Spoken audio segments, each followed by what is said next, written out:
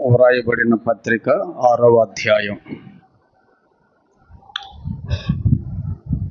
హెబ్రీయులకు వ్రాయబడిన పత్రిక 6వ అధ్యాయము 4వ వచనం నుండి 8వ వచనం వరకు చదువుకుందాం. 4 నుండి చదువుతున్నాను. ఒకసారి వెలిగింపబడి పరలోక సంబంధమైన వరమును రుచి చూచి పరిశుద్ధాత్మలో పాలివారై దేవుని దివ్య వాక్యమును రాబో యుగ సంబంధమైన శక్తుల ప్రభావమును అనుభవించిన తరువాత తప్పిపోయిన వారు తమ విషయములో దేవుని కుమారుణ్ణి మరలా సిలువ వేయుచు బాహాటముగా ఆయనను అవమానపరచుచున్నారు గనుక మారు మనసు పొందినట్లు అట్టి వారిని మరల నూతన పరచుట అసాధ్యము. ఎట్లనగా భూమి తన మీద తరచుగా కురియు వర్షమును త్రాగి ఎవరి కొరకు వ్యవసాయము చేయబడునో వారికి అనుకూలమైన పైరులను ఫలించుచు దేవుని ఆశీర్వచనము పొందును. అయితే ముండ్ల తుప్పలను గచ్చతీగలను దాని మీద పెరిగిన ఎడల అది పనికిరానిది అని విసర్జింపబడి శాపము పొందతగినది అగును, తుదకది కాల్చివేయబడును.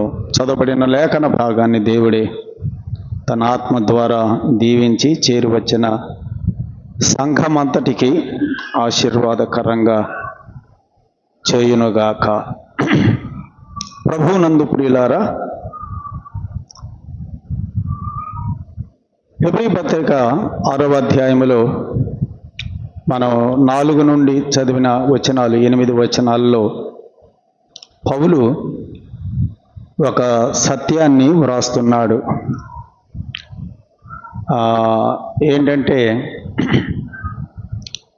కొన్నిసార్లు మనకు కూడా ఒక ప్రశ్న తరచుగా వస్తూ ఉన్న ప్రశ్న ఏంటంటే, యేసు ప్రభువుని నమ్ముకున్నారు, బాప్తిసం కూడా తీసుకున్నారు, కొంతకాలం సంఘంతో కలిసి సహవాసం చేస్తారు, తరువాత వారు తప్పిపోతారు.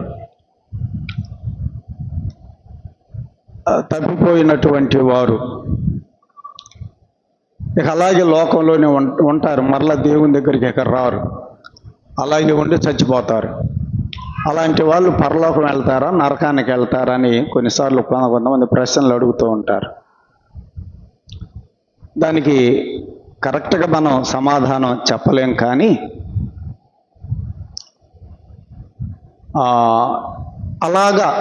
అలాంటి ప్రశ్న లాంటి దానికి ఇక్కడ ఒక జవాబు మనకి కనపడుతుంది. పౌలు ఆ విషయాన్ని వ్రాశాడు.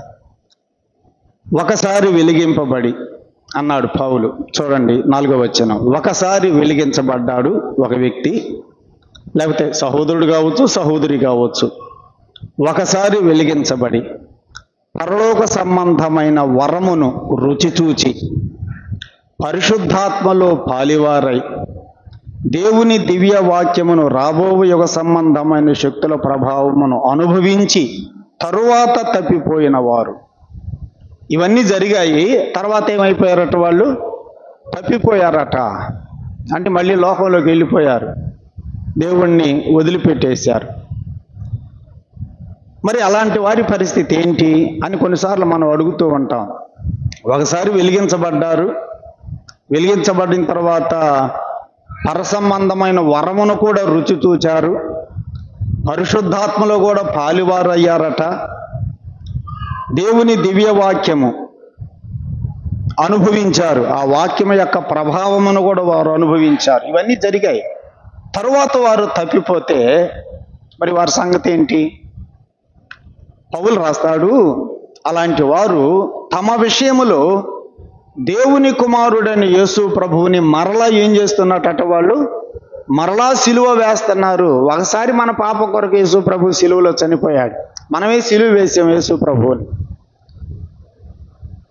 ఒకసారి వెలిగించబడి పరసంబంధమైన వరములో పాలు పొంది, పరిశుద్ధాత్మలో పాలు పొంది, దేవుని దివ్యవాక్యము యొక్క ప్రభావమును అనుభవించి ఆత్మచేత రేపబడి ఇవన్నీ జరిగి మళ్ళీ తప్పిపోయారు, లోకంలోకి వెళ్ళిపోయారు, దేవుణ్ణి విసర్జించారు. ఇలాంటి వాళ్ళు యేసు ప్రభుని మళ్ళా రెండవసారి ఏం చేసినట్టట? మరలా సిలువ వేశారట. మరలా సిలువ వేయబడి ఏమన్నాడు? బాహాటముగా ఆయనను అవమానపరచుచున్నారు. యేసు ప్రభువుని వాళ్ళు ఏం చేస్తున్నట్టు? అవమానపరుస్తున్నారు. మరలా వారు లోకంలోకి వెళ్ళిపోయారు. మళ్ళీ సినిమాలు చూస్తున్నారు, మళ్ళీ మందు తాగుతున్నారు, మళ్ళీ సిగరెట్లు తాగుతున్నారు. చూసిన వాళ్ళు ఏమనుకుంటున్నారు? ఒరే నిన్ను మొన్నటి దాకా చర్చికి పోయాడు రా కదా, మొన్నటి దాకా చర్చికి పోయాడు, సేవలో కూడా తిరిగాడు, ఇంటి దగ్గర కూడా కూడికలు పెట్టించుకున్నాడు, మళ్ళీ ఇప్పుడు ఆడకపోతున్నాడు, సినిమా పోతున్నాడు అంటే ఎవరికి అవమానం? యేసు ప్రభువుకి అవమానం. మరలా ఆయనను బాహాటంగా అవమానపరుస్తున్నారు. యేసు ప్రభువుని మరలా సిలువ వేసి చంపుతున్నారు వాళ్ళు అంటాడు పౌలు. ఇంకేమన్నాడు చూడండి, బాహాటముగా ఆయనను అవమానపరుచుతున్నారు గనుక మారు మనసు పొందినట్లుగా అలాంటి వారిని మరలా నూతన పరచడం అసాధ్యము అన్నాడు పౌలు. అట్లాంటి వాళ్ళని మరలా మార్చడము అనేది, కొత్త వాళ్ళనగా మళ్ళీ నూతన పరచడం అనేది చాలా కష్టమే అని అంటున్నాడు. ఎందుకని? వాళ్ళకి అన్నీ తెలుసు, అన్నీ తెలుసు వాళ్ళకి. అన్నీ తెలిసి పరిశుద్ధాత్మలో పాలు పొంది ఆత్మచేత రేపబడిన అనుభవాలు పొంది దేవుని యొక్క వాక్య ప్రభావమును కూడా వాళ్ళు పొంది దేవుని యొక్క వాక్య శక్తిని వారు అనుభవించి ఇన్ని చేసినా కూడా మళ్ళీ ఏం చేశారు? యేసు ప్రభువుని విసర్జించారు, మరలా తప్పిపోయారు. ఇంకా అట్లాంటి వాళ్ళని మళ్ళీ దారికి తీసుకురావాలంటే ఎంత కష్టం. అందుకని పౌలు అంటాడు అసాధ్యము అంటూ దానికి ఒక ఎగ్జాంపుల్ ఇక్కడ రాశాడు 7వ వచనం. ఎట్లనగా వాళ్ళని నూతన పరచడం ఎందుకు కష్టము అని నేను అంటున్నానంటే అని వివరణిస్తున్నాడు ఇక్కడ 7వ వచనంలో పౌలు. భూమి తన మీద తరచుగా కురియు వర్షమును త్రాగి ఎవరి కొరకు వ్యవసాయము చేయబడును వారికి అనుకూలమైన పైరులను ఫలించుచు దేవుని ఆశీర్వచనము పొందును. దానికి ఒక పోలిక రాస్తున్నాడు ఇక్కడ, ఒక ఉపమానాన్ని రాస్తున్నాడు పౌలు. ఏంటంటే పైనుండి మేఘాలలో నుండి వర్షం కురిసిన తర్వాత ఆ వర్షపు నీటిని ఈ భూమి త్రాగిన తర్వాత రైతుకి ఏం చేస్తుంది? ఈ భూమి నీళ్లను తాగిన తర్వాత అనుకూలమైనటువంటి పైరుని ఇస్తుంది, అనుకూలమైన పైరులను పండిస్తుంది నీళ్లు తాగిన తర్వాత కదా. పొలం పని ఏంటిది? నీకు నీళ్లు పెడితే నువ్వేం చేయాలి? పొలం ఏం చేయాలి? ఆ రైతుకు పంట పండించి ఇవ్వాలి. అలా పండించి ఇచ్చినందువల్ల అది దేవుని చేత ఆశీర్వాదము నందతగును. కానీ నీళ్ళైతే తాగింది కానీ పైరు ఇవ్వకుండా ఏం చేస్తుంది భూమి? అక్కడే చెప్పాడు 8వ వచనములో, అయితే ముండ్ల తుప్పలను గచ్చ తీగలను దాని మీద పెరిగిన ఎడలా అన్న. వర్షపు నీళ్ళైతే త్రాగింది ఈ పొలము, కానీ పంట పండకుండా ఏమి ఇస్తుంది ఈ భూమి? ముండ్ల పొదలు గచ్చ పొదలను ఇస్తుంది. అప్పుడేం చేయబడుతుంది? అక్కడే వ్రాశాడు, అది పనికి రానిది అని విసర్జించబడి శాపము పొంద తగినదగును, తుదకది కాల్చివేయబడును అన్న. వర్షపు నీళ్లు బాగా తాగుతుంది, రోజు తాగుతుంది. ఆ వర్షాకాలం అంతా కూడా నీళ్లు బాగా తాగింది. తర్వాత పంటలను ఇవ్వాలి, కానీ పంటలను ఇవ్వడానికి బదులుగా ముండ్ల పొదలు గచ్చ పొదలను మొలిపిస్తుంది. ఏం చేయాలి ఇప్పుడు? అది శాపము పొంద తగినదగును, తుదకది కాల్చివేయబడుతుంది అని పౌలు ఇక్కడ దానికి వివరణ ఇచ్చాడు. అట్లాగనే వర్షపు నీళ్లు త్రాగినటువంటి ఆ భూమి, ఆ పొలము పంటలను ఇవ్వడానికి బదులుగా గచ్చ పొదలను ముండ్ల తుప్పలను ఇస్తే అది ఎట్లా పనికిరానిది అవుతుందో, అలాగే పరిశుద్ధాత్మలో కూడా పాలు పొంది ఒకసారి వెలిగించబడి దేవుని వాక్యం బాగా వింటూ వాక్యములో ఉన్నటువంటి ఆ మాధుర్యాన్ని, ఆ పరిశుద్ధాత్మ శక్తిని అనుభవిస్తూ కూడా ఫలములను ఫలించకపోతే ఇక నువ్వు దేనికి పనికి వస్తావు?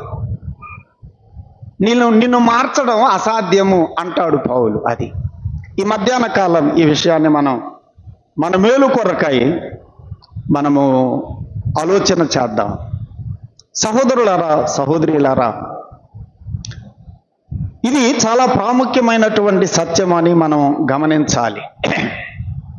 పౌలు రాశాడు, అలాంటి వారిని నూతన పరచడం అసాధ్యం. అసలు వాళ్ళు రక్షించబడింది అనేదే చెప్పడం ఇంకా డౌట్ అనమాట. అది దాని అర్థం. బాప్తిస్మము పొందారు, తీర్మానమా చేశారు, చెయ్య ఎత్తారు, తీర్మానమా చేశారు, బాప్తిస్మా తీసుకున్నారు, ఆరాధన చేశారు, పరిచర్యలో పాల్గొన్నారు. ఇన్ని జరిగినాయి. పరిశుద్ధాత్మ ప్రేరేపణతోనే ఇవన్నీ చేశారు. కానీ తర్వాత ఏమైపోయారట? తప్పిపోయారు అంటే నీ లోపల నిజమైనటువంటి ఆ రక్షణ అనుభవము లేదు. నువ్వు మారు మనసు పొందిందే అనుమానం, బాప్తిసం తీసుకున్నదే అంత వేషము నటనే. అర్థమైందా? తుదకది కాల్చివేయబడును. ఆ మాట పట్టుకోండి. అంటే ఏంటి? కాల్చివేయబడుతుందంటే నువ్వు చచ్చిపోతే నరకానికే, అనుమానమే లేదు.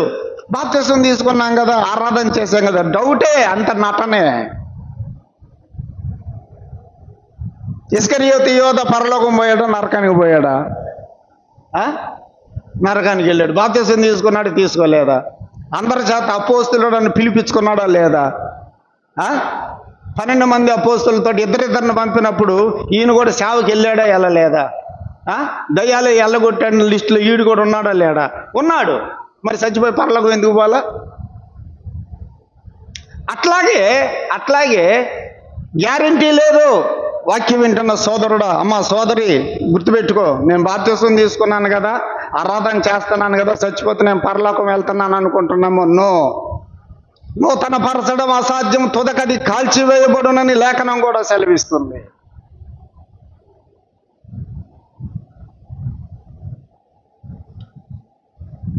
వర్షపు నీరు త్రాగినటువంటి ఆ భూమి ఏం చేయాలి? వర్షపు నీరు త్రాగినటువంటి ఆ భూమి, ఏ రైతైతే ఆ భూమిని చదును చేసి కదా, వర్షం కోసం కనిపెట్టి ఆ నీటిని, వర్షపు నీటిని వృధా కాకుండా ఆ పొలానికి పెట్టుకున్నాడో, ఆ రైతుకి నువ్వేం చేయాలి? పొలమా నువ్వేం చేయాలి? ఆ రైతుకి నువ్వు పైరు ఇవ్వాలి. పైరును గనక నీవు ఇవ్వగలిగితే నీవు ఆశీర్వాదము పొందుతావు. కానీ పైరుకు బదులు నువ్వేమిస్తున్నావు? మొండ్ల పొదలు ఇస్తున్నావు, గచ్చ పొదలు ఇస్తున్నావు. ఏమవుతావు? శాపము పొంది కాల్చివేయబడతావు. అర్థమైందా? వర్తమానం అయిపోయింది, ఇందులోని వర్తమానం ఉంది. నువ్వు పైరునిస్తున్నావా, మొండ్ల పొదలను, గచ్చ పొదలను ఇస్తున్నావా రైతుకి? ఎవరా రైతు? రైతు ఎవరు? నీ మీద వర్షం కురిపిస్తున్న రైతు ఎవరు? ప్రభువే. వర్షం కురిపిస్తున్నాడు. వర్షం అంటే వర్షం కురిపిస్తున్నాడు నీ మీద. ఏంటిదా వర్షం? ద్వితీయోపదేశకాండం 32వ అధ్యాయం. ద్వితీయోపదేశకాండం 32వ అధ్యాయం. అన్న బయట ఉన్న వాళ్ళు ఏమనుకోకుండా లోపలికి రండి అయ్యా, లోపలికి రమ్మని చెప్పి కుర్చీలు లోపల వేసేసి, లోపల ప్లేస్ చాలా ఉంది ఖాళీ, దయచేసి బయట ఎవరు కూర్చోవద్దు, లోపలికి రావాలని ప్రేమతో.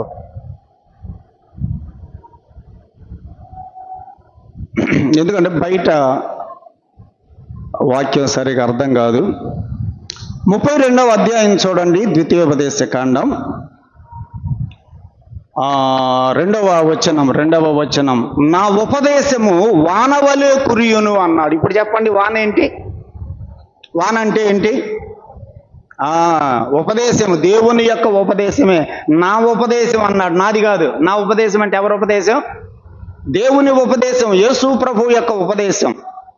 దేవుని యొక్క వాక్యము వానవలే కురుస్తుందట. తర్వాత ఏమన్నాడు? నా వాక్యము అన్నాడు మంచు వలె కురుస్తుంది అన్నాడు. లేత గడ్డి మీద పడు చినుకు వలె ఉంటుంది అన్నాడు. పచ్చిక మీద కురియు వర్షము వలె ఉండును అన్నాడు. చూడండి, వానకి ఏం పోలిక ఉంది చెప్పండి? వాక్యానుకున్న పోలిక వానకి. వర్షం అంటే ఏంటి? ఇప్పుడు భూమి మీద పడుతున్న వర్షం అంటే ఇప్పుడు చెప్పండి. భూమి అంటే మనమే భూమి అంటే మన హృదయమే. ఈ భూమి మీద వర్షం కురుస్తుంది. దేవుని యొక్క ఉపదేశం, దేవుని యొక్క వాక్యం మన హృదయాలలో కుమ్మరించబడుతుంది. పడుతుందా పట్టలేదు వాన నీ మీద? ఇక్కడ అందరూ కూర్చున్న మనందరి మీద దేవుని యొక్క వాక్యం అనే వర్షం కురుస్తుందా, కురవటం లేదా? కురుస్తుంది. అది ఇక్కడ మనం పౌలు రాస్తున్నటువంటి వ్యాఖ్యానం అన్నమాట. వర్షం నీ మీద పడుతుంది, దేవుని ఉపదేశము నువ్వు వింటున్నావు. అయితే ఎందుకు దేవుడు నీ మీద వాక్యం అనే వర్షాన్ని కురిపిస్తున్నాడు? నీలో నుండి ఏమి రావాలని? పంట రావాలి, పైరు రావాలి. ఆ పైరు వస్తే చెప్పాడు అక్కడ, దేవుని ఆశీర్వాదము పొందుతుంది, దేవుడు ఆశీర్వదిస్తాడు. అయితే పైరుకు బదులుగా ముండ్ల పొదలు, గచ్చ పొదలు వస్తుంటే అది కాల్చివేయబడుతుంది అనే మాట కూడా చదువుతున్నా. సోదరుడా, సోదరి, దేవుని యొక్క వాక్యం అనే వర్షం, దేవుని వాక్యం అనే వర్షం మన మీద కురుస్తుంది. ఎప్పుడెప్పుడు కురుస్తుంది? ఎన్ని సంవత్సరాల నుంచి కురుస్తుంది? ఎన్ని సంవత్సరాల నుంచి కురుస్తుంది నీ మీద వాన కదా? ఇన్ని సంవత్సరాలుగా వాక్యం అనే వర్షం, ఆ వర్షపు నీరు మనం త్రాగుతానే ఉన్నాం. కానీ మనలో నుంచి ఏమి రావటం లేదు. అదే విచారం. మనలో నుంచి ఏమి రావటం లేదు. అనుకూలమైనటువంటి పైరు రావటల్లా, ముండ్ల పొదలు వస్తున్నాయా, గచ్చ పొదలు వస్తున్నాయా? జాగ్రత్త. అనుకూలమైన పైరు వస్తే ఆశీర్వాదం, అనుకూలమైన పైరు రాకుండా వర్షపు నీరు త్రాగుతూ దేవుని వాక్యం అనే వర్షం, ఉపదేశం అనే వర్షం నువ్వు త్రాగుతూ కూడా నీలో ఇంకా ముండ్ల పొదలు కనపడుతుంటే, గచ్చ తీగలు కనపడుతుంటే డౌటే. తుదకది కాల్చివేయబడును, అగ్నిగుండానికి వెళ్ళిపోవాలి, తప్పదు. ఆలోచన చేయండి. అంటే యేసుప్రభు నమ్ముకొని సరిగా లేకపోతే నరకానికి వెళ్తారనేది కదా నా ఉపదేశం. మళ్ళీ అట్లా అనుకునేరు. నీవు నిజమైనటువంటి భూమి అయితే వర్షపు నీరు త్రాగితే నీలో తప్పకుండా ఏమి రావాలి? అనుకూలమైన పైరు కనపడాలి నీలో. ముండ్ల పొదలు కనపడకూడదు, గచ్చ పొదలు కనపడకూడదు. దేవుని వాక్యం అనేటువంటి ఆ వర్షం మన మీద కురిసినప్పుడు మనలో కనిపించవలసిన ఆ పైరు ఏంటో ఒక 5-6 మాటలు జ్ఞాపకం చేసుకుందాం. మనలో కనిపించవలసిన ఆ పైరు ఏంటి? నీరు తాగుతున్నావుగా, తాగిన తర్వాత నీలో ఏం కనపడాలి? పైరు కనపడాలి. ఏంటి ఆ పైరు అంటే? ఇప్పుడు మనం 119వ కీర్తన దగ్గరికి వెళదాం. ఆ 119వ కీర్తన అంతా కూడా కదా, అది ఒక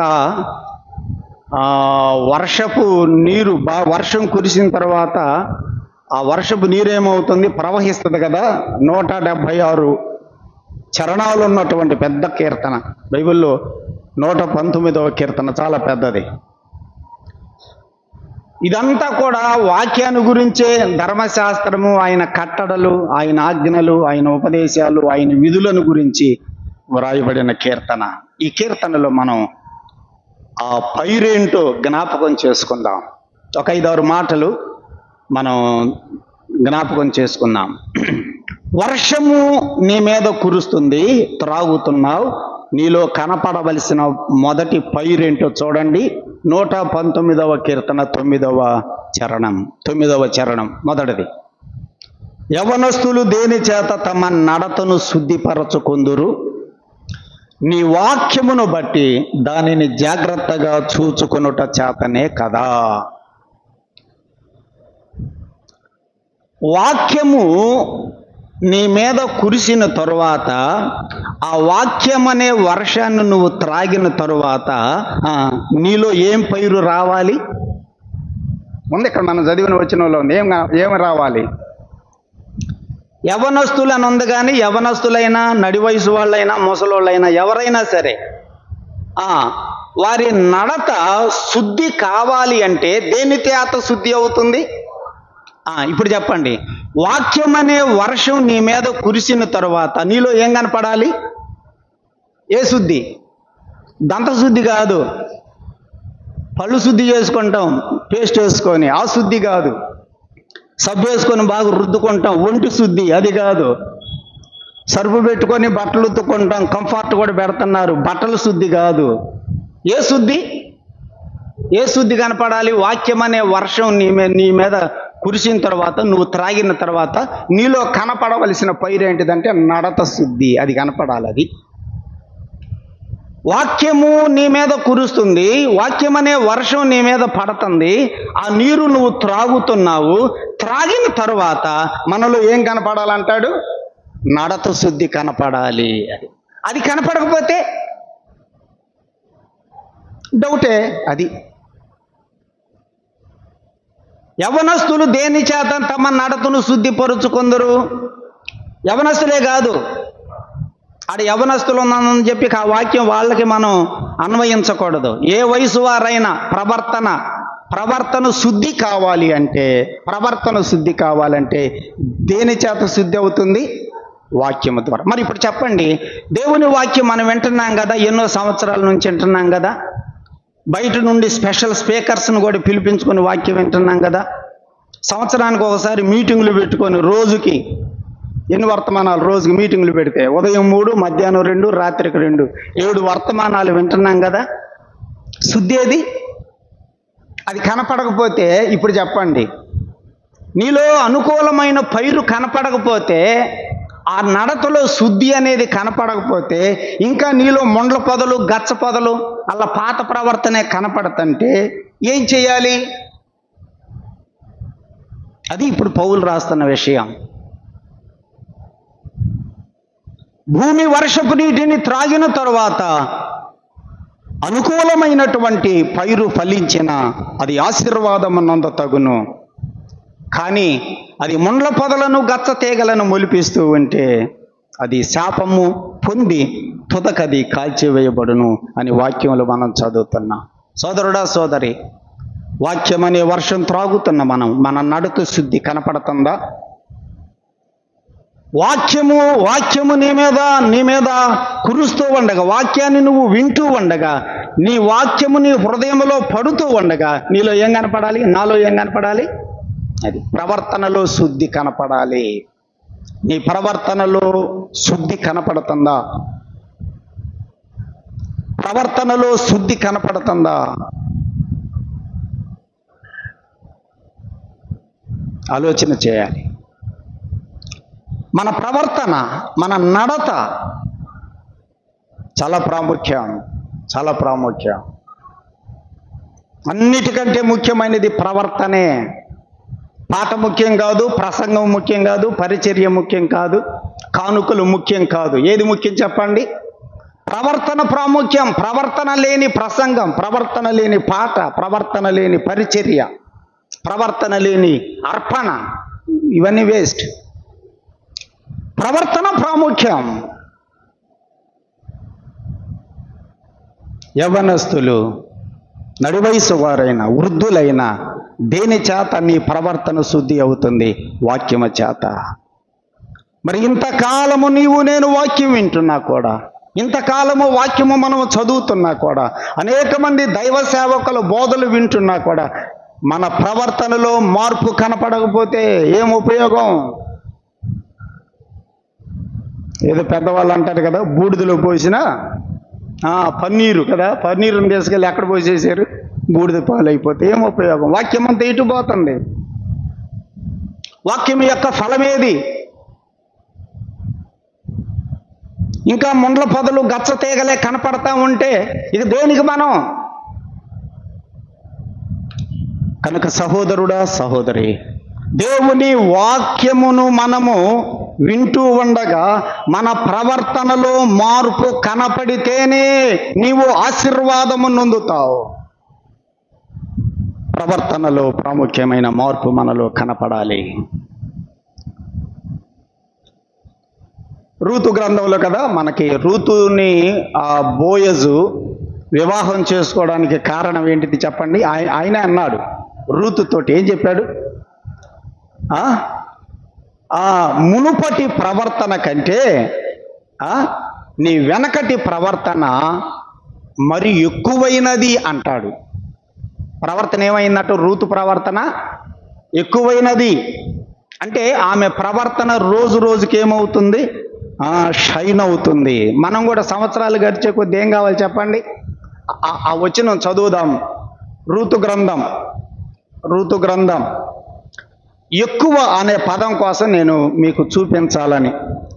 మన ప్రవర్తన కూడా సంవత్సరాలు గడిచే కొద్దీ ఎక్కువ అవుతుందా, తగ్గిపోతుందా మన ప్రవర్తన? దొరికిందా? ఋతు గ్రంథం సమూయేలు గ్రంథానికి ముందుంటుంది. న్యాయాధిపతుల గ్రంథం తర్వాత ఋతు గ్రంథం 3వ అధ్యాయం 10వ వచనం చివరి లైన్. మునుపటి సత్ప్రవర్తన కంటే వెనుకటి సత్ప్రవర్తన మరి ఎక్కువైనది. అది నీ మునుపటి సత్ప్రవర్తన కంటే, నీ అనే పదం నేను చదవలో మర్చిపోయాను. నీ మునుపటి సత్ప్రవర్తన కంటే వెనుకటి సత్ప్రవర్తన ఇంకా ఎక్కువైనది. అది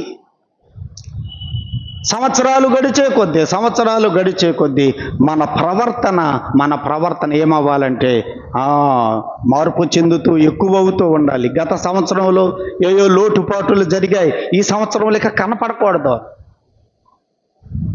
ఈ సంవత్సరంలో ఉన్నటువంటి లోటుపాట్లు ఇక నెక్స్ట్ ఇయర్ కనపడకూడదు. ఆ విధంగా లోటుపాట్లు సరి చేసుకుంటూ వస్తే ఈ పాటికి మనం ఎట్టుండాలి? యేసు ప్రభువు లాగా ఉండాలి. కానీ మనం అట్లా లేవే ఇంకా. అంటే దాని అర్థం ఏంటి?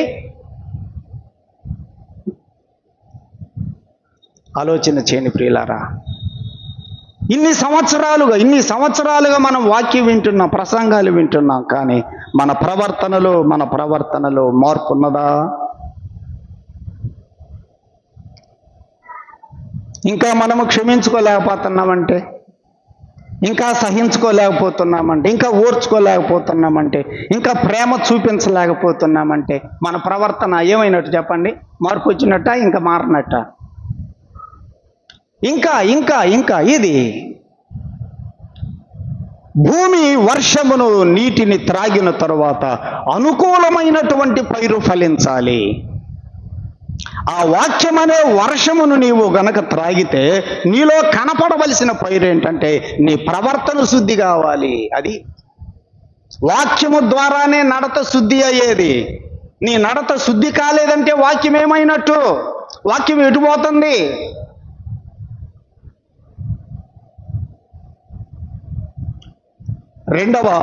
రెండవ విషయం చెప్పుకుందాం. వాక్యం అనే వర్షం మనం త్రాగిన తరువాత మనలో కనపడవలసినటువంటి మరొక విషయం ఏంటిది? 11వ వచనం చూడండి. 119వ కీర్తనలోని 11వ వచనం. నీ ఎదుట నేను పాపము చేయకుండానట్లు నా హృదయములో నీ వాక్యము ఉంచుకొని ఉన్నాను అన్నాడు. చెప్పండి, ఇప్పుడు వాక్యం అనే వర్షము నీలో కురిస్తే, నీలో కుమ్మరించబడితే నీలో ఏం కనపడాలి? ఆ వచనంలోనే ఉంది. నీ ఎదుట నేను పాపము చేయకుండానట్లు, నీ ఎదుట నేను పాపం చేయకుండా ఉండటానికి నా హృదయంలో ఉంచుకున్నాను. కాబట్టి హృదయంలో వాక్యం ఉంటే ఏం చేయం ఆయన ఎదుట? కాబట్టి నీలో ఇంతకాలం నుంచి వాక్యం కుమ్మరించబడుతుంది కదా, నీలో ఏం కనపడకూడదు? మరి కనపడుతుందిగా పాపం. నాలో నీళ్ళు కనపడుతుందంటే ఈ కురిసే నీళ్ళన్నీ ఎటుపోతున్నాయి నీళ్ళన్నీ? వాక్యం అంతా ఎటుపోతుంది? మనలో పాపము కనపడకూడదు. అది ఒకటి, ప్రవర్తనలో మార్పు అనేది కనపడాలి. నీలో వాక్యం అనే వర్షం కుమ్మరించబడితే ప్రవర్తనలో చేంజ్ రావాలి. నీ ప్రవర్తనలో మార్పు కనపడటం లేదు అంటే ఆ నీరెటు పోతుందో. నీలో పాపము అనేది కనపడకూడదు. రెండవది, నీలో పాపము అనేది కనపడకూడదు. అలాంటి పైరు నీలో రావాలి. అది యోహాను వ్రాసిన పత్రికలో మనం చదువుతున్నాం కదా, దేవుని మూలముగా పుట్టినవాడు, పూర్తి చేయండి మిగిలింది. దేవుని మూలముగా పుట్టినవాడు పాపము చెయ్యడు, జాలడు అంటే అర్థం చెప్పండి. ఎంతమంది వచ్చి ప్రోత్సహించినా కూడా వాడు చెయ్యడు. అది దాని అర్థం. జాలడు అంటే అర్థం అది. నేను ఎన్వి తింటాం మానేసాను, నేను ఎనిమిది తింటాం మానేశాను. భోజనాల దగ్గరికి పోయేటప్పటికి ఆ పక్కన వాళ్ళు ఫోన్ చేయి ఒక్కసారిగా నేను అంతేనంటావా అన్న. ఏమైపోయింది? ఫోన్ చేసేటప్పటికి ఏం చేశాను నేను? సరేలే ఒక కప్పు వేసుకున్నా, అయిపోయింది, తినేసుకునే. ఇంతకాలం చేసిన పత్యవంతా ఏమైపోయినట్టు. వాళ్ళు వీళ్ళు నిన్ను ప్రోత్సహించినా కూడా నువ్వేం చేయకూడదు. పాపము చెయ్యడు, ప్రోత్సహించినా కూడా చెయ్యజాలడు. అది ఎందుకని? నీ లోపలేముండాలి? ఇంతకాలము వాక్యం వింటున్నావు కదా, వాక్యము వింటున్నటువంటి నీవు ఏం చేయలేవిక? పాపము చెయ్యలేవు. ఇంకా నీలో పాపం కనపడుతుందంటే నీళ్ళు ఎడిపోతున్నాయి, కురిసిన వర్షపు నీళ్ళని ఎడిపోతున్నాయి, సముద్రం పాలైపోతున్నాయి కదా. అందుకనే రాజశేఖర రెడ్డి గారు ప్రాజెక్టులు కట్టించాడు, నీళ్ళు ఇటు పోకుండా స్టోర్ చేసుకోవాలని. సముద్రము పాలైపోతే ఉపయోగం ఏంటి? పంటలు ఎలా పండుతాయి? సహోదరుడా, సహోదరి, దేవుని వాక్యం నీ మీద కురుస్తూ ఉండగా నీలో పాపం కనపడకూడదు. ఇంకా నీలో పాపము కనపడుతుందంటే నీలో వర్షపు నీరు లేదు, వాక్యము నీరు లేదు, ఎటో పోతున్నాయి. నీ ప్రవర్తనలో మార్పు ఇంకా పూర్తిగా కనపడటం లేదంటే దేవుని వాక్యం ఎటో పోతుంది. ఆలోచన చేయండి. పాపము చెయ్యజాలడు, దేవుని మూలముగా పుట్టినవాడు. యోసేపుని బలవంతం పెట్టినా కూడా నో అన్నాడు యోసేపు. అది సోదరుడా, ఎలా ఉన్నావు? ఇది చేస్తే తప్పేంది, ఇది చేస్తే తప్పేంది అని వాళ్ళు వీళ్ళు వచ్చి చెప్పారంటే నువ్వు రాజీ పడిపోతున్నావు. నో, దేవుని వాక్యము మనలను పాపము చెయ్యనీయకుండా చేయాలి. వాక్యం నీ లోపలుంటే అది. నీ ఎదుట నేను పాపము చేయకుండానట్లు నా హృదయములో నీ వాక్యమును ఉంచుకొని ఉన్నాను. వాక్యం ఉంటే పాపం ఎట్లా చేస్తావు? నువ్వు పాపం చేస్తున్నావంటే నీలో వాక్యం లేదు. నీ ప్రవర్తన సరిగా లేదంటే నీలో వాక్యము లేదు. అర్థం అదే, ఇంక రుజువు అదే. కురుస్తున్న వర్షం, కురుస్తున్న ప్రసంగాలు అన్నీ వృధా పోతున్నాయి. పాపము చెయ్యజాలడు, పాపం చేయలేడు. ఆలోచన చేయండి ప్రియులారా. మూడవది జ్ఞాపకం చేసుకున్నాను చూడండి. దేవుని వాక్యం అనే వర్షం నీ మీద కుమ్మరించబడుతూ ఉండగా, నీ మీద కురుస్తూ ఉండగా నీలో కనపడవలసిన పైరు, నీలో ఎదగవలసిన పైరు, నీ ప్రవర్తన శుద్ధి, పాపము చేయకుండా నీవు జీవించాలి. 38వ వచనం చూడండి. 38వ వచనం, మూడవ మాట జ్ఞాపకం చేసుకుందాం. నీవిచ్చిన వాక్యము మనుషులలో నీ భయమును పుట్టించుచున్నది అన్నాడు. వాక్యము మన మీద కుమ్మరించబడుతూ ఉంటే మనలో ఏం రావాలి? ఏం రావాలి చెప్పండి? నీలో భయం కనపట్టలేదంటే,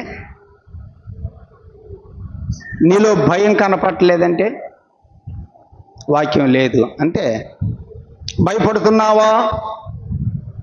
నీవిచ్చిన వాక్యము మనుషులలో నీ భయమును పుట్టించుచున్నది.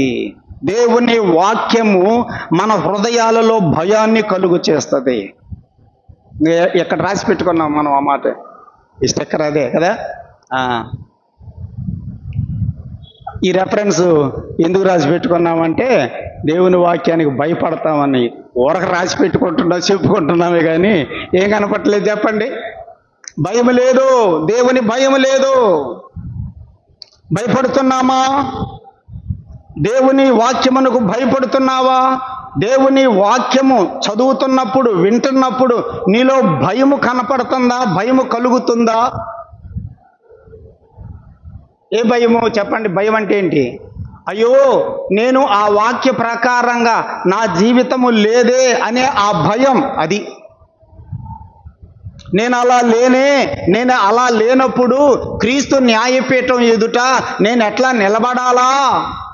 ఆ భయం నీవిచ్చిన వాక్యము మనుషులలో నీ భయమును పుట్టిస్తుంది. పేతురు అపోస్తలుల కార్యముల గ్రంథం 2వ అధ్యాయములో వాక్యము బోధిస్తూ ఉండగా వాక్యం వింటున్నారు అందరూ కూడా. విన్నవారందరిలో ఒక భయం కలిగింది. ఉందా మాట? వచ్చారు, పేతురు దగ్గరికి వచ్చారు, అపోస్తలుల దగ్గరికి వచ్చారు. అయ్యా మమ్మల్ని ఏం చేయమంటావు అడిగారా, అడగలేదా? అపోస్తలుల కార్యముల గ్రంథం 2వ అధ్యాయం ఆ మాట చదువుదాం, చూడండి. ప్రియులారా, పేతురు వాక్యము బోధిస్తూ ఉంటే వారు ఆ ప్రశ్న అడిగారు, మమ్మల్ని ఏం చేయమంటావు అని అడిగారంటే అడగడానికి ముందు వాళ్ళ లోపల ఒకటి జరిగింది. అది 37వ వచనం చూడండి. 37వ వచనం. వారు ఈ మాట విని, ఏ మాట విన్నారు? పేతురు చెప్పిన మాట విన్నారు. వారు పేతురు చెప్పిన దేవుని వాక్యము విన్నారు. వారు ఈ మాట విని హృదయములో నొచ్చుకొని అంటే దాని అర్థం క్రింద ఉంది, పొడవబడి. వాక్యము చేత వాళ్ళు ఏమయ్యారు చెప్పండి? పొడవబడ్డారు. అమ్మా నీకు ఎప్పుడైనా ఇలాంటి అనుభవం కలిగిందా? సోదరుడా, నీకు ఎప్పుడైనా ఇలాంటి అనుభవం కలిగిందా? దేవుని వాక్యము నీ హృదయాన్ని గుచ్చుకుందా? నిన్ను పొడిచిందా? ఎప్పుడు జరగలేదా ఇలాంటిది? ఆ వాక్యము మన హృదయాన్ని కనుక పొడిస్తే మనం ఏమవుతాం? వెంటనే మార్పు చెందుతాం. అది మనలో మార్పుకి నిదర్శనం ఏంటిదంటే వాక్యము చేత నీవు పొడవబడితే. వారు హృదయములో పొడవబడ్డారు. ఆ వాక్యము వారిని పొడిచింది, వారికి భయం కలిగింది. వెంటనే పేతురుని అడిగారు, అయ్యా మమ్మల్ని ఏం చేయమంటావంటే పేతురు చెప్పాడు, మూర్ఖులకు ఈ తరమ వారికి మీరు వేరైపోయి రక్షించబడండి అన్నారు. వెంటనే వారందరూ కూడా యేసు ప్రభువుని తమ రక్షకునిగా స్వీకరించి బాప్తిసం తీసుకున్నారు. 3000 మంది. సోదరుడా, సోదరి, దేవుని వాక్యం నీలో భయాన్ని కలిగించడం లేదా? నీలో భయం రావటం లేదంటే చెప్పాలి. తుదకు నీవేమైపోతావు చెప్పు? కాల్చివేయబడతావు, అనుమానమే లేదు. దేవుని వాక్యమునకు నీవు భయపడకపోతే, దేవుని వాక్యము నీలో ఈ యొక్క క్రియను జరిగించకపోతే నీ హృదయములో దేవుని వాక్యం అనే వర్షం కురిసి వృధా అయిపోయిందంటే తుదకది కాల్చివేయబడుతుంది. దేవుని వాక్యము మనలో భయాన్ని పుట్టిస్తుంది. ప్రియులారా, ఆ వాక్యం మనల్ని పొడుస్తుందంటే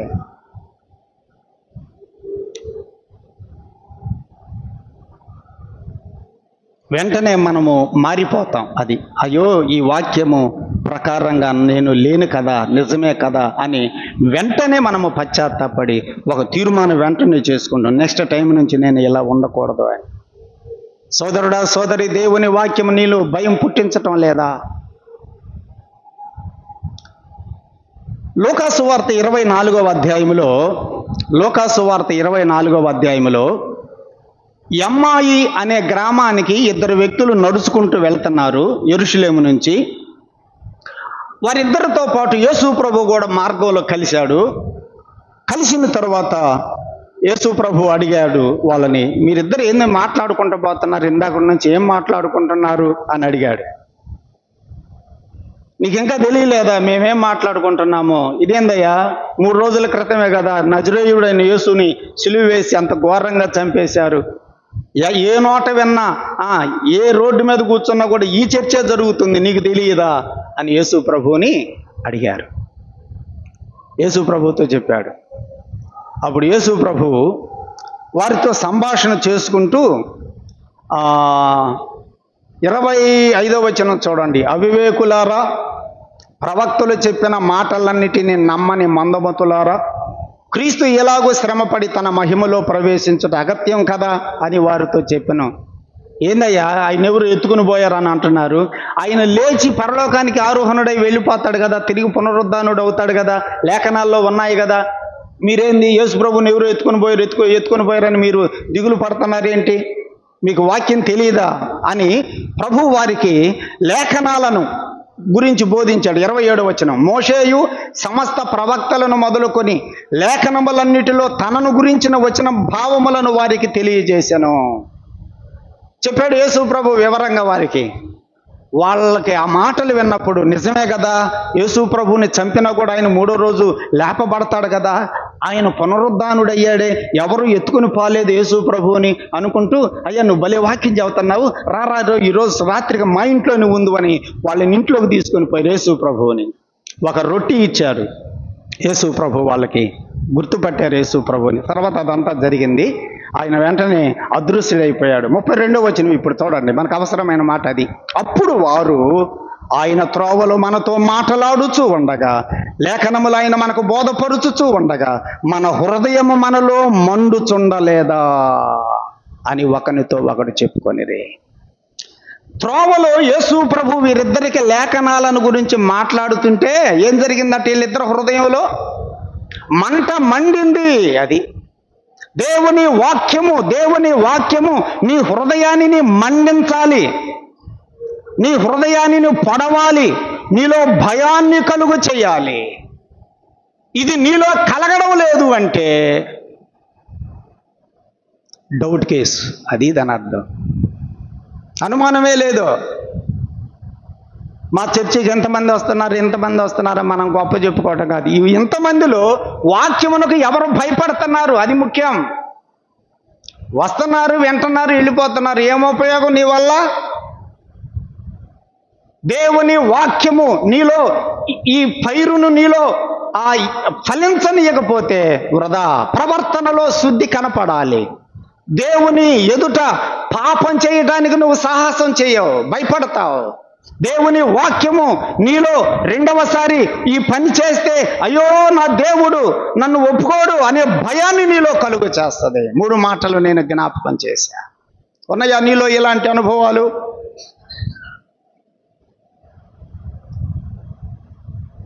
తరచుగా కురి వర్షమును భూమి త్రాగిన తర్వాత అనుకూలమైన పైరు ఫలించితే అది ఆశీర్వాదము నందతగను. అమ్మా, పైరు ఫలిస్తున్నావా నువ్వు? ఆలోచన చెయ్యి. నేనైనా నువ్వైనా అందరం మనలో ఇంకా ముండ్ల పొదలు గచ్చ తీగలే కనపడుతున్నాయా? ఇంకా యేసు ప్రభువుని ఎరగక ముందు ఎలా ఉన్నామో ఇంకా ఆ ముండ్ల పొదలు, ఆ గచ్చ తీగలే మనలో కనపడుతుంటే ఇంకా ఏం మారినట్టు మనం?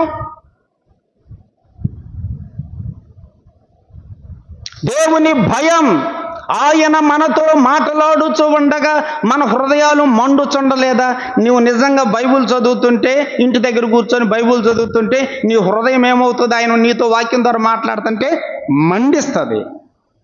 దేవుని దాసులు వాక్యమును బోధిస్తూ ఉంటే మన హృదయాలు మండుతాయి. కలుగుతుందా నీలో ఎప్పుడైనా ఇలాంటి అనుభవం? కలిగిందా ఎప్పుడన్నా? సహోదరుడా, సహోదరి, దేవుని వాక్యము మనలని భయాన్ని కలుగు చేస్తుంది. 4వ మాట చెప్పుకున్నాం చూడండి. 28వ వచనం,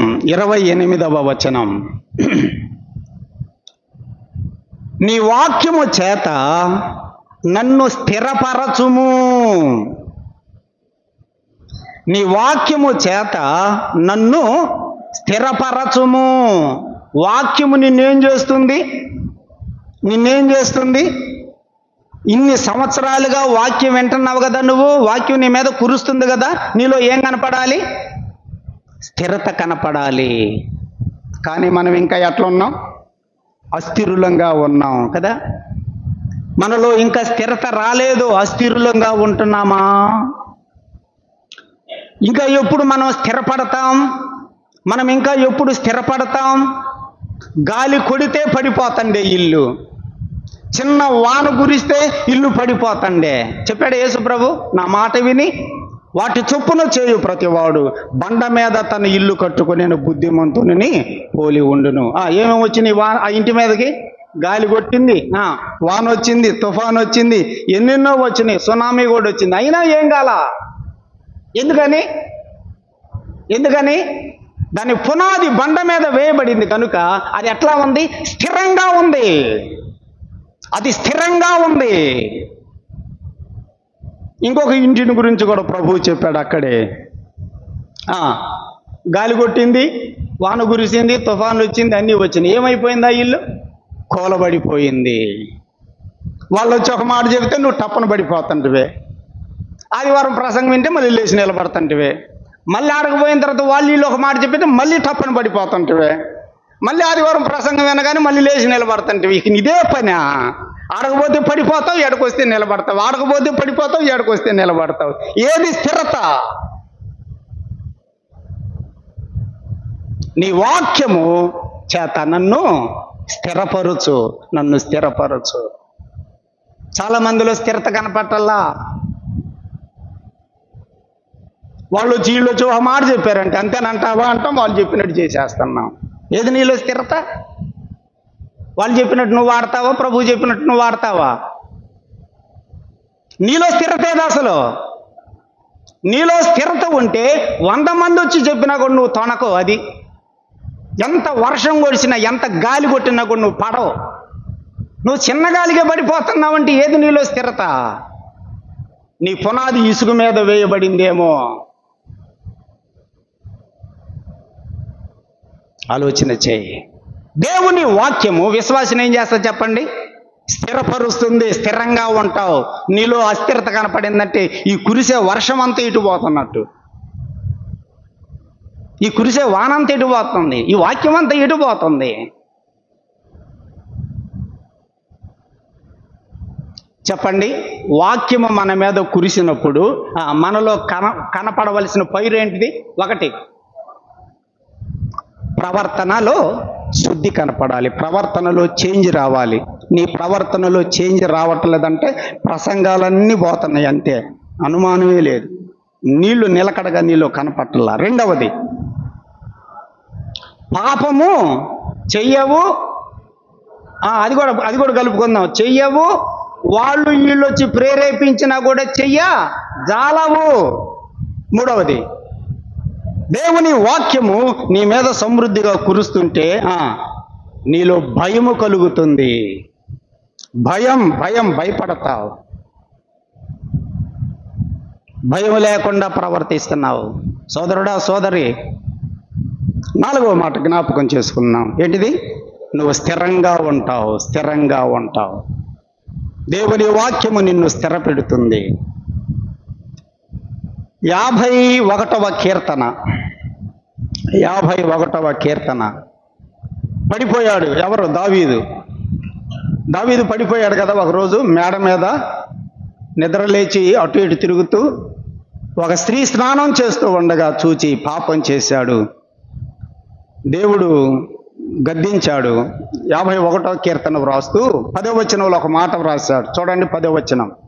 నా అంతరంగములో స్థిరమైన మనస్సును నూతనముగా పుట్టించుము అని ప్రభువు పాదాల దగ్గర వెక్కి వెక్కి ఏడుస్తూ ప్రార్థన చేశాడు. దేవా, నాకు స్థిరమైన హృదయము, స్థిరమైన మనస్సు పుట్టించు. నా మనసు చెల్లిస్తుంది. వాళ్ళను చూసినప్పుడు, వీళ్ళను చూసినప్పుడు నా మనసు చెల్లిస్తుంది. చెల్లించకూడదు. అది స్థిరత అంటే. వాళ్ళు పోస్టర్లు చూసినప్పుడు చెల్లించిపోతున్నావా?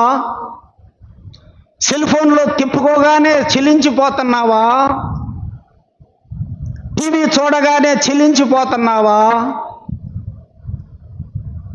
స్థిరమైన హృదయము నీలో లేదా? స్థిరమైన మనసు నీలో లేదా? ఎన్ని చూసినా కూడా మన మనసు ఎలా ఉండాలి చెప్పండి? స్థిరముగా ఉండాలి. స్థిరముగా ఉండాలి. అందుకని దావీదు తన లోటు తెలుసుకొని ప్రభు సన్నిధిలో ప్రార్థన చేస్తున్నాడు. దేవా, నాకు స్థిరమైన మనస్సు మళ్ళీ నాకు నూతనంగా పుట్టించు. నేను అస్థిరుడును ప్రభువా. సోదరుడా, సోదరి, వాక్యము మనలను స్థిరపరచాలి. ఇన్ని సంవత్సరాలైనా కూడా మనం ఇంకా స్థిరంగా లేకపోతే ఆలోచన చేయాలి. అపోస్తుల కార్యముల గ్రంథం 11వ అధ్యాయం. అపోస్తుల కార్యముల గ్రంథం 11వ అధ్యాయం.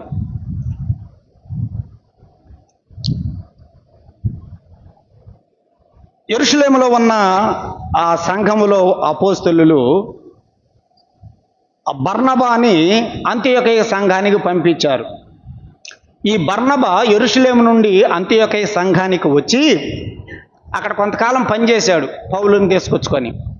వచ్చిన తర్వాత ఆ సంఘానికి ఒక మంచి మాట చెప్పాడు, ముఖ్యమైన మాట. ఏం చెప్పాడు చూడండి, మొట్టమొదటి మాట 23వ వచనం. అతడు వచ్చి దేవుని కృపను చూచి సంతోషించి ప్రభువుని స్థిరమైన హృదయముతో హత్తుకొనవలెను అని అందరినీ హెచ్చరించెను. ఏ హృదయం ఉండాలి?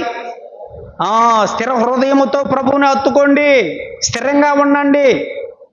వాళ్ళు వచ్చి వీళ్ళు వచ్చి ఆ మాట చెప్పి ఈ మాట చెబితే మళ్ళీ వెంటనే మీరు పడిపోబాకండి, స్థిరంగా ఉండాలి. స్థిర హృదయముతో ప్రభువుని మీరు హత్తుకొనాలి. ప్రియులారా, స్థిరంగా ఉన్నావా? నువ్వు గాలి వచ్చినా పడిపోకుండా ఉండగలుగుతున్నావా? వాన కురిసినా కూడా పడిపోకుండా ఉండగలుగుతున్నావా? తుఫాను వచ్చినా కూడా నువ్వు పడిపోకుండా ఉండగలుగుతున్నావా? సునామీ వచ్చినా కూడా పడిపోకుండా ఉండగలుగుతున్నావా? అది స్థిరత అంటే. అది స్థిరత అంటే. తెస్సలోనికైలకు పౌలు పత్రిక రాస్తూ వాళ్ళకు కూడా ఒక మాట రాశాడు. ఇదే మాట చూడండి, 3వ అధ్యాయం 8వ వచనం. మీరు ప్రభువునందు స్థిరముగా నిలిచితిరా, మేము బ్రతికినట్టే. సంగమా, మీరు ప్రభువులో స్థిరంగా ఉంటే బ్రతికినట్టే. మేము పడిన కష్టానికి ప్రయాసం మాకు దొరికినట్టే, ఫలం దొరికినట్టే అంటున్నాడు పౌలు. ప్రభువునందు మీరు స్థిరముగా నిలిచితిరా, మేము బ్రతికినట్టే. అంటే ఏంటి అర్థం? మేము ఎంతో కష్టపడి ఎన్నో ఉపద్రవాలలో మేము మీకు సువార్త చెప్పాం, సంఘం ఏర్పడింది. మళ్ళీ వాళ్ళు వచ్చి వీళ్ళు వచ్చి మిమ్మల్ని శ్రమల పాలు చేస్తుంటే మళ్ళీ మీరు పడిపోతారేమని మాకు భయం వేసింది. లేదు లేదు, తిమోతి వచ్చి మీ గురించి మాకు మంచి సంతోషకరమైన సమాచారం చెప్పాడు, మీరు స్థిరంగా ఉన్నారట. అమ్మయ్య అని మేము ఊపిరి పీల్చుకున్నాం. అది బ్రతికినట్టే అంటే. సోదరుడా సోదరి, ప్రభువులో స్థిరంగా ఉండు. ఎన్ని శోధనలు వచ్చినా, అపవాది ద్వారా శోధనలు వచ్చినా తొనకొద్దో, నిలబడు గట్టిగా.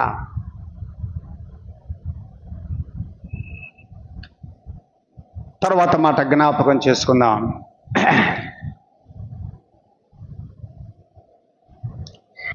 25వ వచనం చూడండి, 25వ వచనం. నీ వాక్యము చేత నన్ను బ్రతికించుము. వాక్యం ఏం చేస్తుంది చెప్పండి? వాక్యం ఏం చేస్తుంది? మనల్ని బ్రతికిస్తుంది. వాక్యము నిన్ను చంపదు, చచ్చని నిన్ను బ్రతికిస్తుంది. అర్థమైందా? చచ్చని స్థితిలో ఉన్న నిన్ను దేవుని వాక్యము బ్రతికిస్తుంది. కానీ వాక్యము వింటా కూడా నువ్వు ఇంకా చచ్చని స్థితిలో ఉన్నావంటే డౌటు. అర్థమైందా?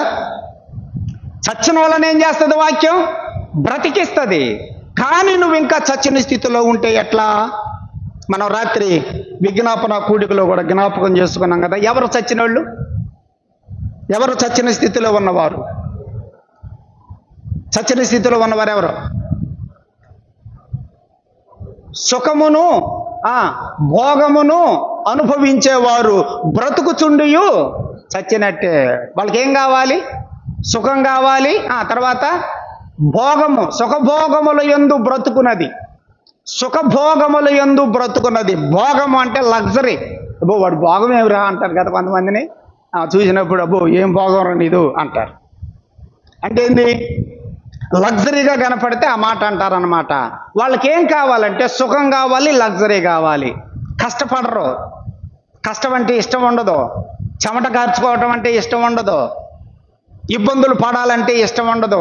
ఎక్కడికి వెళ్ళినా కూడా వాళ్ళకి సుఖమే కావాలి, హాయి కావాలి, సౌకర్యాలు కావాలి. అలాంటి వాళ్ళు చచ్చినట్టు లెక్క. నేను ఇంటర్మీడియట్లోనో ఎప్పుడు ఏబిఎం కాలేజీలో మీటింగ్స్ జరుగుతుంటే వాక్యం వినటానికని వెళ్ళే నేను. అవతల జూనియర్ కాలేజీలో ఎంఆర్ఓ ఆఫీస్కి ఎదురుగా ఆ గ్రౌండ్లో ఏర్పాటు చేశారు. నైట్ 11 అయినా కూడా సేవకుడు వాక్యం చెప్పడానికి లేవలా. ఏందబ్బా ఇంకే ఎదురు చూస్తాను, వాళ్ళు ఏం పాటలు పాడుతూనే ఉన్నారు. ఎంతసేపు చూసినా కూడా ఆ స్పీకర్ వచ్చి వాక్యం చెప్పటల్లా. ఆ స్పీకర్ పేరు చెప్పను, ఇప్పటికే ఉన్నాడు ఆ స్పీకరు. అంటే మన బ్రదర్ అన్న సహవాసానికి కాదు, బయట స్పీకర్లు వాళ్ళు. సరే వాక్యం విందామని నేను కూడా వెళ్ళాను. 11 అయినా కూడా రావటం లేదు. చివరికి ఏం తెలిసిందంటే ఆయనకి ఏసీ రూమ్ బుక్ చేయలేదని రిటర్న్ వెళ్ళిపోయాడంట. ఆ స్పీకరు ఏసీ రూమ్ బుక్ చేయలేదని రిటర్న్ వెళ్ళిపోయాడంట. నీకేం కావాలి? నీకేం కావాలి? సుఖభోగముల యందు బ్రతుకున్నది చచ్చినట్టే. చూడండి, అంతమంది వాక్యం వినడానికి, నీ వాక్యం వినడానికి అంతమంది వచ్చి నీకు ఏసీ రూమ్ బుక్ చేయలేదు, నువ్వు వెళ్ళిపోయి ఉంటే నువ్వు అసలు యేసు ప్రభు నమ్ముకున్నాడువేనా? ఇట్లాంటి డౌట్ కేసులు ఉంటాయి అన్నమాట కొంతమంది. సుఖభోగములనందు, సుఖభోగాలు కోరుకుంటున్నావా? ప్రభు కోసం కష్టపడలేవా? ప్రభు కోసం ఇబ్బందులు పడలేవా నువ్వు?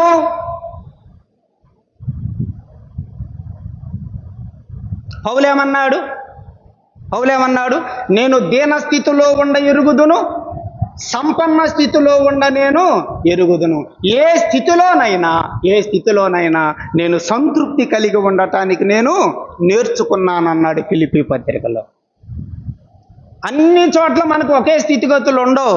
సమృద్ధి ఉంటుంది ఒక్కోసారి దీన స్థితి కూడా ఉంటుంది, తప్పదు. సుఖభోగములను కోరుకునేవారు చచ్చినట్టు. నీకు వాక్యము ఇంతకాలం వాక్యం వింటా కూడా నిన్ను బ్రతికించటం లేదా వాక్యం? ఇంకా నువ్వు చచ్చిన స్థితిలోనే ఉన్నావా? సార్దీసు సంఘమును గురించి కూడా రాత్రి మనం జ్ఞాపకం చేసుకున్నాం, ప్రకటన 3వ అధ్యాయములో కదా. ఆ సంఘాన్ని గురించి కూడా ఏమన్నాడు? నువ్వు జీవించుచున్నావన్న పేరు నీకున్నది, కానీ నువ్వు నా దృష్టిలో చచ్చినట్టే. వాక్యము కురుస్తున్నా కూడా ఇంకా నువ్వు చచ్చిపోయి ఉన్నావేంటి? నీ క్రియలలో మార్పు లేదా? నీ క్రియలు నా ఎదుట సంపూర్ణమైనవిగా కనపడటం లేదు. మిగిలిన క్రియలు కూడా చచ్చిపోతున్నాయి, వాటిని బ్రతికించుకో అని హెచ్చరించాడు కదా. అట్లాంటి వాళ్ళు చచ్చిపోయినట్లు లెక్క. దేవుని వాక్యము నిన్ను బ్రతికిస్తుంది ప్రియులారా, చచ్చని స్థితిలో ఉంచదు. కొంతమంది విశ్వాసులు చచ్చినట్టుగా కనపడతా ఉంటారు, చచ్చని స్థితిలో ఉన్నట్టుగా కనపడుతున్నారు చాలా మంది విశ్వాసులు. దేవుని వాక్యము నిన్ను బ్రతికిస్తుంది. నువ్వు ఇంకా బ్రతకకుండా ఉన్నావంటే అనుమానమే. చివరిగా ఇంకొక మాట చూడండి, చివరి మాట 50వ వచనం. నీ వాక్యము నన్ను బ్రతికించింది. ఇందాక చెప్పుకున్నాం అదే. నెక్స్ట్ లైన్ చూడండి. నా బాధలో ఇదే నాకు నెమ్మది కలిగించుచున్నది. వాక్యం ఏం చేస్తుంది చెప్పండి? వాక్యం ఏం చేస్తుంది? బాధలు వస్తే ఆ బాధల్లో నీకు నెమ్మదినిస్తుంది. అది నెమ్మది రావటం లేదా నీకు? వాక్యం చదువుకుంటే నీకు నెమ్మది కలగటం లేదా? బాధలు లేనో విశ్వాసం ఎవడండి? అందరికి బాధలే. ఏ కుటుంబంలో చూసినా కూడా బాధలు ఉంటాయి, అందరికి బాధలు ఉన్నాయి. అయితే నెమ్మదిగా మనం ఎప్పుడు ఉండగలమంటే ఎప్పుడు ఉంటాం? వాక్యమును బట్టి. నీకు వాక్యం కూడా నీకు నెమ్మది ఇయటం లేదంటే చెప్పు, అనుకూలమైన పైరు నీలో కనపట్టల్లా. బాధలు లేని వాడెవడు? బాధలు లేని విశ్వాసి ఎవరు? అందరికీ విశ్వాసమైన బాధలు ఉంటాయి. అయితే నిజమైన విశ్వాసి, వాక్యము కలిగిన విశ్వాసి ఎన్ని బాధలు వచ్చినా కూడా నెమ్మది పొందుతాడు. దేనిని బట్టి అంటే వాక్యం అతనికి బాధల్లో నెమ్మదిస్తుంది. గడాంధకారపు లోయలలో నేను సంచరించినా కూడా ఏ అపాయమునకు నేను భయపడను. నీ దుడ్డు కర్రయు నీ దండము నన్ను ఆదరిస్తుంది. 10,000 మంది నా ఎదుట మోహరించినా కూడా నేను భయపడను. ఎవరన్నారన్నమాట? దావీదన్నాడు. నెమ్మదిగా ఉంటారు దేవుని పిల్లలమైనటువంటి మనం. కష్టాల, బాధల, అనారోగ్యాల, సమస్యల చుట్టుముడుతున్నాయా? ఎన్ని వచ్చినా కూడా దేవుని పిల్లలమైన మనం నెమ్మదిగా ఉండాలి. ఎందుకంటే వాక్యం. ఆ నెమ్మది నీవు పొందలేకపోతున్నావంటే డౌటే. అది చెప్పండి. ఇప్పుడు ఈ వాక్యము ద్వారా మనలో కనపడవలసిన పైరు ఏం చెప్పుకున్నాం?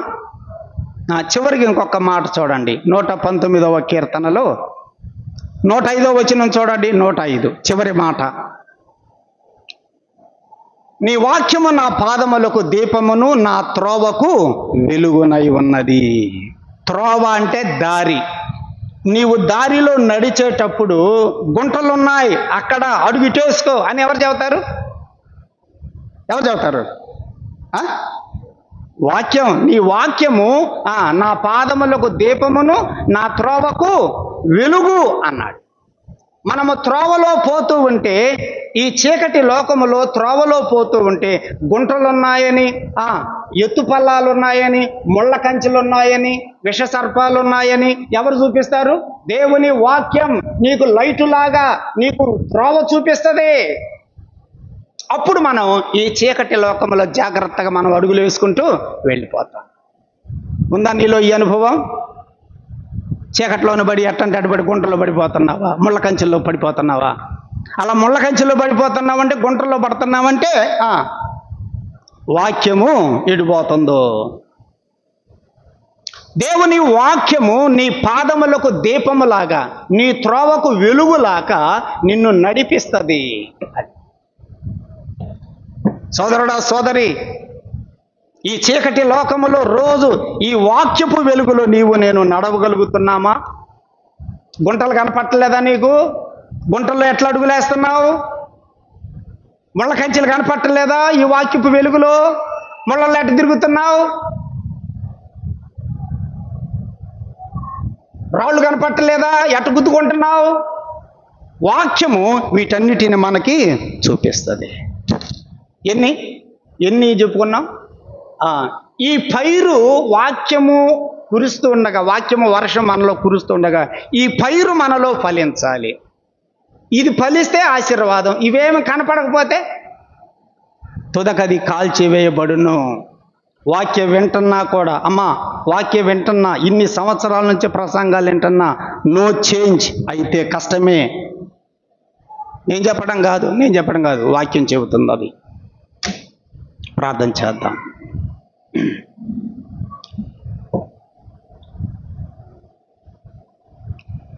పరిశుద్ధుడైన తండ్రి, నీ వాక్యం అనే వర్షం, నీ ఉపదేశం అనే వర్షం మా మీద కురిసినప్పుడు మేము అనుకూలమైన పైరు నీ కొరకై ఫలించే కృప మాకందరికీ దయచేయి. వాక్యం విన్నాం, ఈ కురిసిన వర్షం వృధా కాకూడదు. మాలో ఇంకా ముండ్ల పొదలు, గచ్చ తీగలు ఇట్లాంటివి ఇంకా ఎదుగుతూ ఉంటే కాల్చివేయబడతాం. ప్రభువా, హెచ్చరిస్తున్నావు మమ్మల్ని. నీ కొరకై అనుకూలమైన పైరు ఫలించి మీ ఆశీర్వాదము పొందటానికి పాత్రులనుగా మమ్మల్ని చెయ్యమని, మమ్మల్ని ఇంకా సరిచేయి ప్రభువా. లోపాలు దిద్దు సరిచేయండి. స్థిరమైన మనస్సు మాకు దయచేయండి. స్థిర బుద్ధి మాకు పుట్టించండి. ఈ రాత్రి కాలం జరగవలసిన కూడిక కొరకు కూడా సిద్ధపరచుమని ప్రభువైన యేసుక్రీస్తు నామమున ప్రార్థన చేయుచున్నాం తండ్రి. ఆమేన్. కూడిక ముగించబడింది. అందరికీ వందనాలు. సెలవు తీసుకున్నాం. ప్రియులారా, మరొకసారి శనివారం 9:30 గంటలకి మనకి కూడిక ప్రారంభం అవుతుంది. మరి దయచేసి అందరూ కూడా 9:30 గంటలకి చేరి రావాలని మనవి చేస్తున్నాం.